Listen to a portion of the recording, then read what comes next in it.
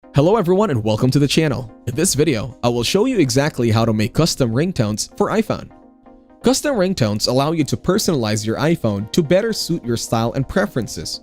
Instead of using standard, pre-installed ringtones, you can choose the sounds that resonate with you, such as your favorite song or a unique melody. To create custom ringtones for your iPhone, open up the App Store. Once you're in the App Store, tap on the search bar. Search for GarageBand in here. Now make sure to install this app. Once GarageBand is installed, open it, rotate your device, and choose the audio recorder. From here, you can easily drag and drop your custom audio files. You can trim and customize them as needed. After perfecting your ringtone, click on the downward arrow, select My Songs, and export your creation.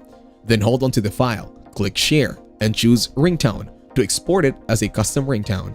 You can set it as a standard ringtone or text tone, or assign it to a specific contact. It is a quick, easy, and free way to set any songs as your iPhone ringtone.